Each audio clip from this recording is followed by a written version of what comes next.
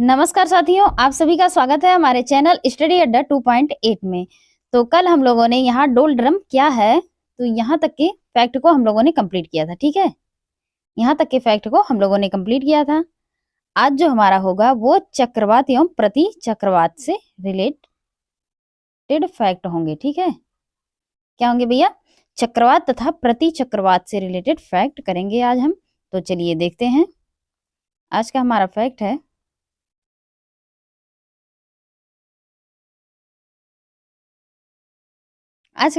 है, चक्रवात की उत्पत्ति किस प्रकार होती है। चक्रवात की उत्पत्ति जो है वो किस प्रकार होती है, तो दो भिन्न ताप वाली वायु राशियों को मिलने से होती है। दो भिन्न तापमान वाली वायु राशियों के मिलने से चक्रवात की उत्पत्ति होती है। चक्रवात का शांत क्षेत्र क्या कहलाता है, तो वो कहलाता है चक्षु। क्या कहलाता है भैया? चक्षु कहलाता है। ठीक है, चक्रवात की आंख एक विशेषता है, उष्ण कटिबंधीय चक्रवात की। ठीक है भैया, फ्रंटल वर्षा किस कारण होती है, तो ये चक्रवातीय गतिविधि द्वारा। ठीक है, टी मापक, टी स्केल पर किसका मापन किया जाता है, तो वो हमारा किया जाता है चक्रवातों की शक्ति का। किसका? चक्रवातों की शक्ति का मापन किया जाता है। ठीक है, इसके आगे हमारा क्वेश्चन है, विली विली क्या है। ऑप्शन ए है एक प्रकार का वृक्ष जो शीतोष्ण कटिबंधीय में उगता है। ऑप्शन बी है एक प्रकार की हवा जो मरुस्थल में चलती है। ऑप्शन सी है उत्तर पश्चिम ऑस्ट्रेलिया का उष्ण कटिबंधीय चक्रवात। ऑप्शन डी है लक्षद्वीप समूह के निकट सामान्यतः पाई जाने वाली मछली का एक प्रकार। ऑप्शन सी हमारा सही हो जाता है, उत्तर पश्चिम ऑस्ट्रेलिया का कटिबंधीय चक्रवात। यही हमारा क्या होता है, विली विली। ठीक है, इसके आगे हमारा फैक्ट है, बैरोमीटर में पारे की तल की अचानक गिरावट सूचक है, तो वो तूफान का सूचक है। किसका भैया? तूफान का सूचक है। ठीक है, टॉर्नेडो बहुत प्रबल उष्ण कटिबंधीय चक्रवात है जो उठते हैं, तो वो उठते हैं कैरेबियन सागर में। कहाँ उठते हैं भैया? कैरेबियन सागर में। हरिकेन चलते हैं तो वो मिसिसिपी घाटी में। कहाँ भैया? मिसिसिपी घाटी में चलते हैं। ठीक, इसके आगे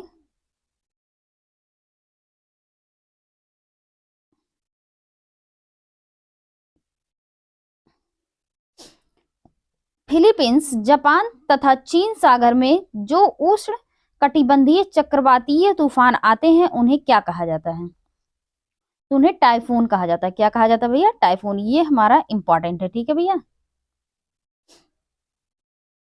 उष्ण कटिबंधीय चक्रवातों को ऑस्ट्रेलिया में किस नाम से जाना जाता है, तो ये विली विली के नाम से जाना जाता है। अभी ऊपर हम लोगों ने देखा है। ठीक है, टॉर्नेडो का मुख्य संबंध है, तो वो उत्तरी अमेरिका से है। किससे भैया? उत्तरी अमेरिका से है। ठीक है, प्रति चक्रवात की विशेषता क्या है, तो वो है स्वच्छ आसमान। ठीक है भैया, इसके आगे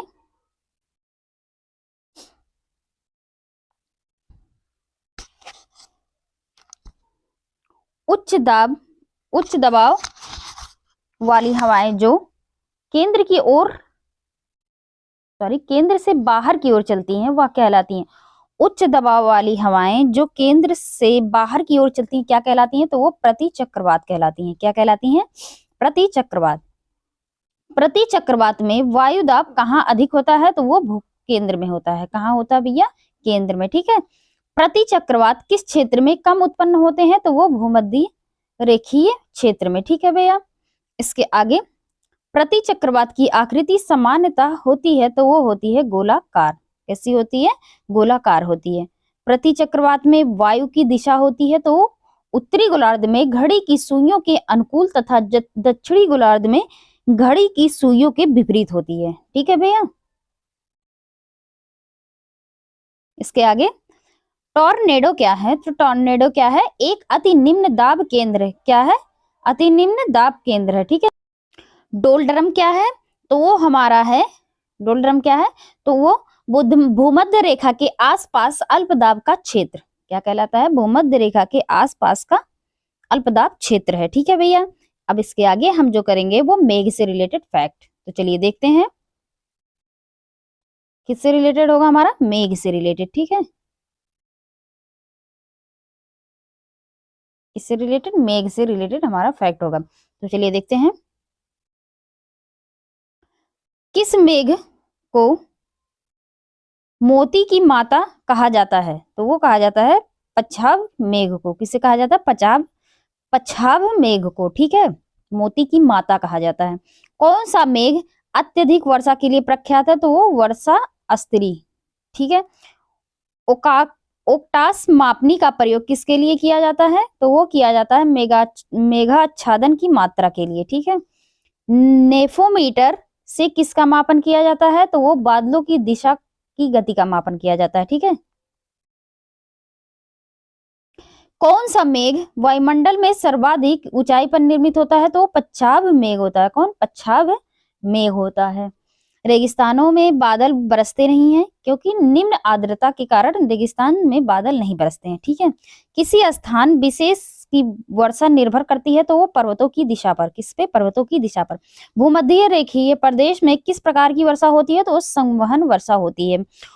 शीतोष्ण कटिबंधीय क्षेत्रों में सामान्यतः किस प्रकार की वर्षा होती है? तो वो होती है चक्रवातीय। कैसी होती है भैया? चक्रवातीय, ठीक है। पवन विमुख ढालों की अपेक्षा पवनाभिमुख ढालों की वृष्टि अधिक होती है, यह किस वर्षा की विशेषता है? तो ये हमारा जो है पर्वताकृत है, ठीक है। कैसा है? पर्वताकृत। इसके आगे, संसार की अधिकांश वर्षा किस रूप में होती है? तो वो होती है हमारी पर्वतीय वर्षा। कैसी होती है? हमारी पर्वतीय वर्षा, ठीक है। इसके आगे, किस क्षेत्र में साल भर में वर्षा होती है? तो वो हमारी होती है भूमध्य रेखीय में। कहा होती है? भूमध्य रेखीय में होती है, ठीक है भैया। इसके आगे, किस क्षेत्र में जाड़े की वर्षा में ही किस क्षेत्र में जाड़े की ऋतु में ही वर्षा होती है? तो वो होती है हमारी भूमध्य सागर में। कहाँ होती है भैया? भूमध्य सागर में ही होती है, ठीक है। अब इसके आगे देखते हैं हम, वृष्टि छाया प्रदेश किसे कहते हैं? तो वो हमारा क्या हो जाता है? वृष्टि छाया प्रदेश। तो पर्वतों के पवनाभिमुख ढाल को किसे कहते हैं? पर्वतों के पवनाभिमुख ढाल को कहते हैं, ठीक भैया। अब इसके आगे, समान वर्षा की मात्रा वाले स्थानों को मिलाने वाली रेखा को क्या कहा जाता है? तो उसे कहा जाता है आइसोहाइट। क्या कहा जाता है भैया? आइसोहाइट कहा जाता है, ठीक है।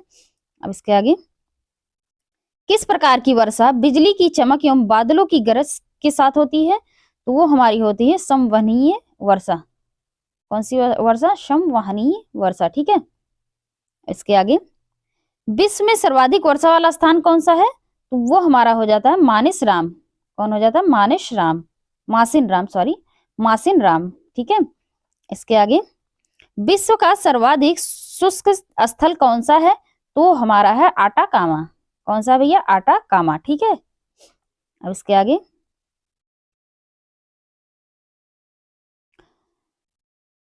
कृत्रिम वर्षा में किसका प्रयोग किया जाता है? तो वो हमारा किया जाता है सिल्वर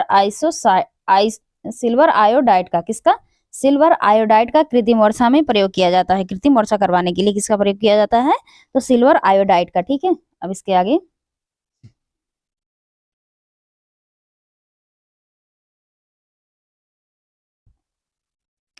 रेगिस्तान में बादल अवक्षेप होकर क्यों नहीं बरसते हैं? क्योंकि इसमें क्या होती है? कम आर्द्रता होती है। क्या होती है भैया? कम आर्द्रता के कारण रेगिस्तान में बादल अवक्षेप होकर नहीं बरसते हैं, ठीक है। अब इसके आगे, सर्वाधिक ऊंचाई के बादल हैं तो वो हैं भैया पच्छा भस्तरी। कैसे हैं? पच्छा भस्तरी, ठीक है। इसके आगे, किस प्रक्रिया में जलवाष्प गैस से तरल अवस्था में बदल जाता है? तो वो हमारा हो जाता है संघनन। क्या हो जाता है? संघनन, ठीक है भैया। इसके आगे, मेघों का निर्माण किस प्रकार होता है? तो वो हमारा होता है अस्थिर वायु द्वारा। किसके द्वारा? अस्थिर वायु द्वारा होता है, ठीक है भैया। इसके आगे,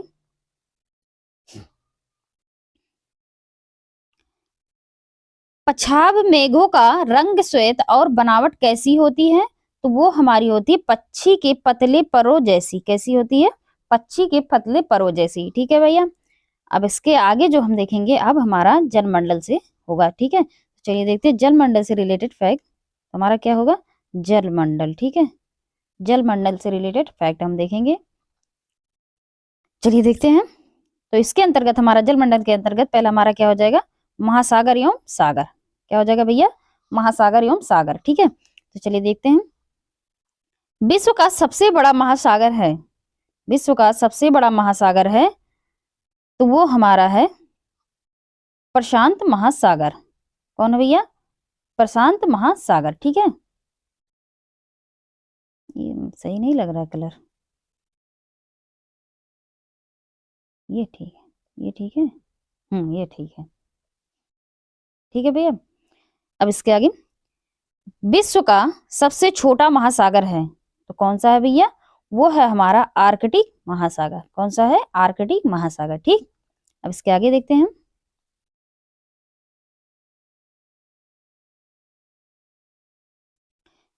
किस महासागर को छिपता हुआ महासागर कहा जाता है, तो वो हमारा है, वो भी हमारा क्या हो जाता है, आर्कटिक महासागर हो जाता है। ठीक है भैया, इसके आगे, किस महासागर की प्रमुख विशेषता प्रवाल भित्ति है, तो वो हमारा हो जाता है प्रशांत महासागर की।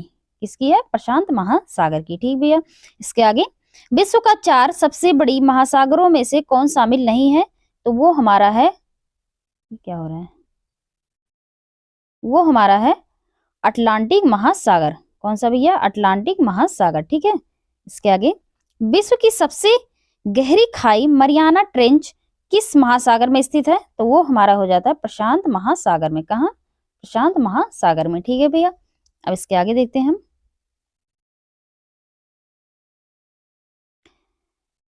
अग्निवलय रिंग ऑफ फायर की उपस्थिति किस सागर में पाई जाती है, तो वो हमारी पाई जाती है प्रशांत महासागर में। कहाँ पाई जाती है, प्रशांत महासागर में। इसके आगे, अटलांटिक महासागर का सबसे गहरा भाग है तो वो हमारा है प्यूट्रो रिको ट्रेच। क्या है, प्यूट्रो रिको ट्रेच है। ठीक है, इसके आगे, विश्व का सर्वाधिक चौड़ा महाद्वीपीय मग्न तट किस महासागर में स्थित है, तो ये हमारा आर्कटिक महासागर में स्थित है। ठीक है भैया, कहाँ स्थित है, आर्कटिक महासागर में। वर्तमान भूमध्य सागर को किस प्राचीन महासागर का अवशेष माना जाता है, तो वो हमारा माना जाता है टेथिस सागर को। किसे माना जाता है, टेथिस सागर को। ठीक है भैया, इसके आगे देखते हैं। द ग्रेट ओशन ट्रेड मार्ग किस महासागर से होकर गुजरता है, तो वो हमारा गुजरता है उत्तरी अटलांटिक महासागर से। किससे भैया, उत्तरी अटलांटिक महासागर से। इसके आगे, बरमुडा त्रिभुज किस महासागर में अवस्थित है, तो वो हमारा हो जाता है उत्तरी अटलांटिक महासागर में। कहा भैया, उत्तरी अटलांटिक महासागर में। इसके आगे, समुद्र पृथ्वी की सतह का लगभग घेरे हुए, तो समुद्र पृथ्वी की सतह को कितने परसेंट घेरे हुए हैं, तो वो है हमारा 70%। कितना भैया, 70%। ठीक है, अब इसके आगे, कौन सा सागर, ओहो पिन चेंज करना भूल गए, हाँ अब ठीक है। कौन सा सागर महासागरीय मरुभूमि के रूप में अभिहित किया जाता है, तो वो हमारा हो जाता है सारगैसो सागर। कौन सा, सारगैसो सागर। ठीक है भैया, इसके आगे, सारगैसो सागर अवस्थित है तो वो हमारा है उत्तरी अटलांटिक महासागर में। कहा भैया, उत्तरी अटलांटिक महासागर में। ठीक, तस्मान सागर किसके मध्य अवस्थित है, तो वो हमारा हो जाता है ऑस्ट्रेलिया व न्यूजीलैंड। कहा भैया, ऑस्ट्रेलिया व न्यूजीलैंड। इसके आगे, किस सागर की सीमाएं 3 महाद्वीपों को स्पर्श करती हैं, तो वो हमारा हो जाता है बेरिंग सागर। क्या भैया, बेरिंग सागर। ठीक है, इसके आगे, कौन सा सागर स्थलबद्ध है, तो वो हमारा हो जाता है अरल सागर। कौन सा भैया, अरल सागर। इसके आगे, किस सागर का तट नहीं है, तो वो हमारा हो जाता है सारगैसो सागर का तट नहीं है। ठीक भैया, इसके आगे, तुर्की के उत्तर में क्या है, तो तुर्की के उत्तर में हमारा काला सागर है। क्या भैया, काला सागर है। ठीक है, अब इसके आगे,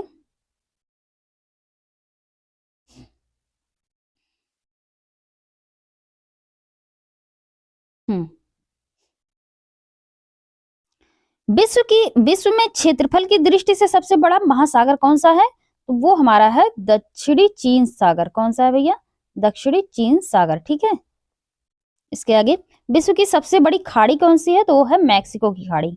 कौन सी खाड़ी है भैया, मैक्सिको की खाड़ी सबसे बड़ी खाड़ी है। ठीक है, इसके आगे, कौन सी समुद्री नहर उत्तरी सागर और बाल्टिक सागर को जोड़ती है? तो वो कील।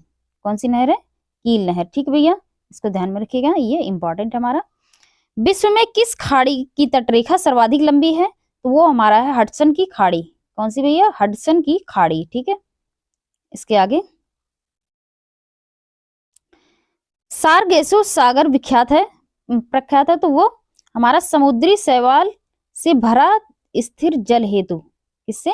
समुद्री शैवाल से भरा स्थिर जल हेतु के लिए प्रख्यात है। ठीक है, सबसे लंबा लवणीय सागर है तो वो है हमारा मृत सागर। कौन है भैया? मृत सागर। ठीक है, जॉर्डन और इजराइल के मध्य कौन सा सागर है? तो वो हमारा हो जाता है मृत सागर। कौन सा सागर है भैया? मृत सागर। ठीक है, इसके आगे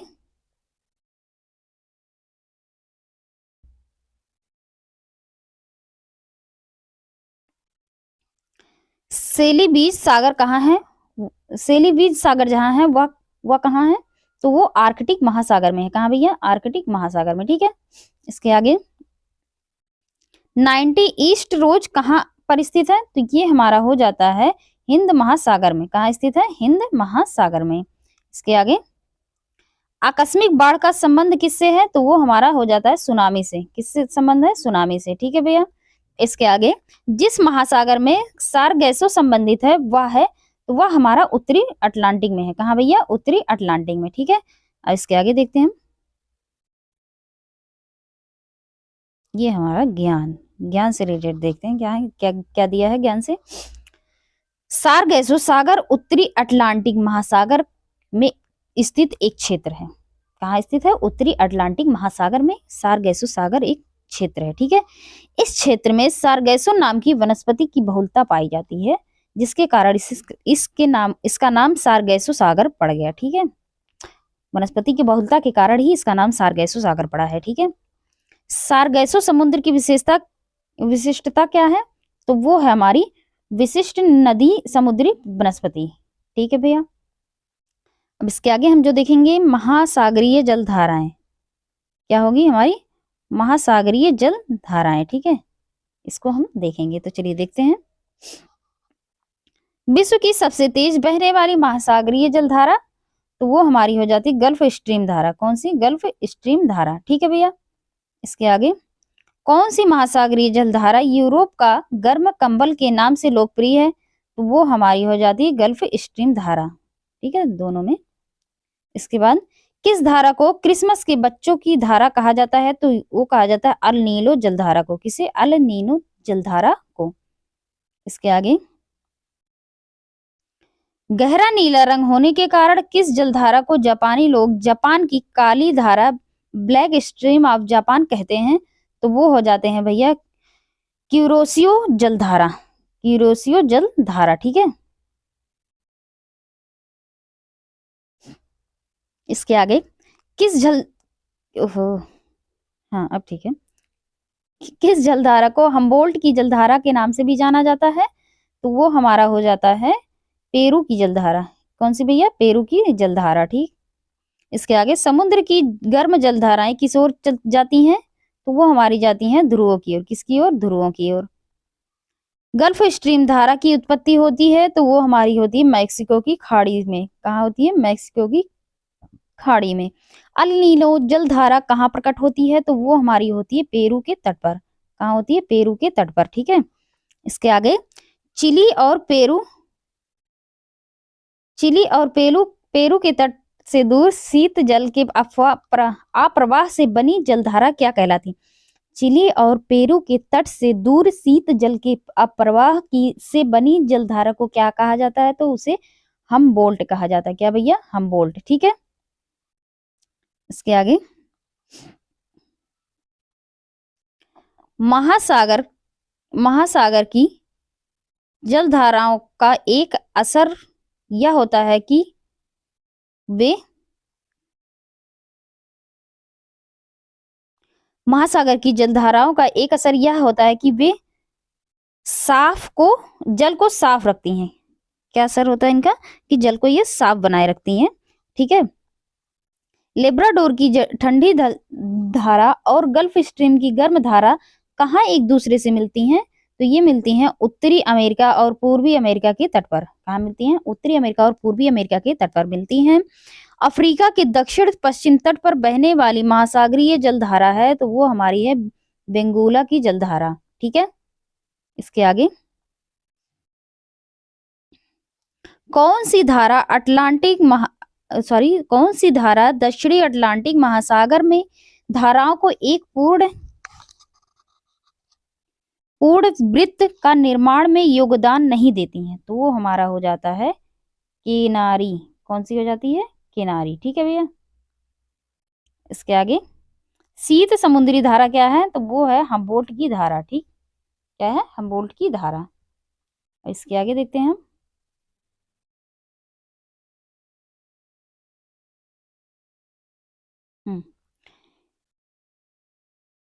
हिंद महासागर में सागर धाराओं के नियमित दिशा में परिवर्तन लाने के लिए कारक कौन सा कारक उत्तरदायित्व है? तो वो हमारा हो जाता है हिंद महासागर में मानसूनी प्रवाह पाया जाता है। ठीक है, इसके आगे बेंगुला धारा है तो वो हमारा है ठंडी महासागरीय धारा। क्या है? ठंडी महासागरीय धारा। ठीक है भैया, इसके आगे रेनेल जलधारा किस महासागर की जलधारा है? तो वो हमारी है अटलांटिक महासागर की। किसकी है? अटलांटिक महासागर की। इसके आगे ब्राजील की जलधारा है तो वो हमारी है गर्म जलधारा। ब्राजील की जलधारा कैसी है? तो वो गर्म है। ठीक, इसके आगे पूर्वी ऑस्ट्रेलियाई धारा किस प्रकार की है? तो ये भी हमारी गर्म सागरीय धारा है। कैसी है? गर्म सागरीय धारा। अगुलहास धारा चलती है तो वो हमारी चलती है हिंद महासागर में। कहाँ चलती है भैया? हिंद महासागर में चलती है। इसके आगे क्वेश्चन है हमारा, निम्नलिखित में से कौन सी शीत धारा है? तो ऑप्शन ए है पेरुवियन यानी Humboldt, Kuroshio, gulf stream. Option D है ब्राजील। तो ऑप्शन जो है हमारा ए सही हो जाता है। ऑप्शन ए हमारा क्या है? ऑप्शन ए हमारा सही हो जाता है पेरुवियन हम्बोल्ट। ठीक है, इसके आगे दूसरा क्वेश्चन हमारा गल्फ स्ट्रीम है। दूसरा क्वेश्चन हमारा क्या है? गल्फ स्ट्रीम है। तो ऑप्शन ए है खाड़ी में एक नदी। ऑप्शन बी है एक महासागरीय धारा। ऑप्शन सी है जेट स्ट्रीम का दूसरा नाम। ऑप्शन डी है एक धरातलीय धारा। तो ऑप्शन बी हमारा जो है वो सही हो जाता है एक महासागरीय धारा। ठीक है, इसके आगे अब हम देखेंगे महासागरीय लवणता। ठीक है, इससे रिलेटेड फैक्ट देखेंगे। तो चलिए देखते हैं। विश्व में सर्वाधिक लवणता पाई जाती है तो वो हमारी मृत सागर में पाई जाती है। कहाँ भैया? मृत सागर में। सागरीय जल में सर्वाधिक मात्रा में पाए जाने वाला लवण है तो वो हमारा सोडियम क्लोराइड। कौन है भैया? Sodium chloride. ठीक है, इसके आगे महासागरीय जल में लवणता की सर्वाधिक मात्रा किन अक्षांशों के मध्य पाई जाती है? तो ये हमारी पाई जाती है 20 अंश से 40 अंश अक्षांश मध्य में। ठीक है, इसके आगे समुद्र जल की औसत लवणता है तो वो हमारी 35%। कितनी है? 35%। ठीक है भैया, इसके आगे महासागरीय जल की सर्वाधिक लवणता पाई जाती है तो वो पाई जाती है 35 अंश अक्षांश के निकट। कहाँ पाई जाती है?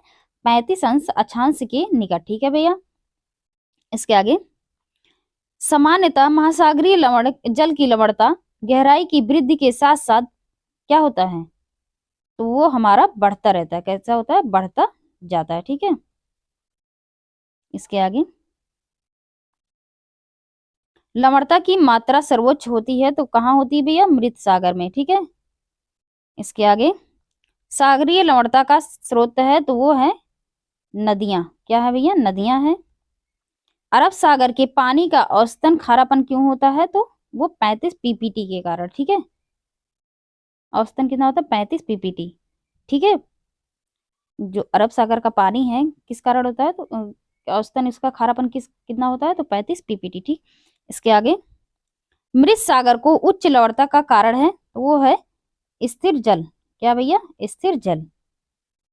इसके आगे काला सागर में लवणता की मात्रा कम होने का कारण क्या है? तो वो है नदियों द्वारा स्वच्छ जल की आपूर्ति। क्या है? नदियों द्वारा स्वच्छ जल की आपूर्ति। ठीक है भैया, इसके आगे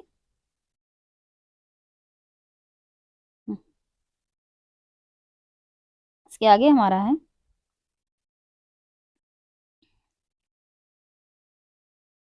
किस महासागर में लवणता सबसे अधिक होती है, तो वो हमारी होती है अटलांटिक महासागर की। किसकी होती है? अटलांटिक महासागर की।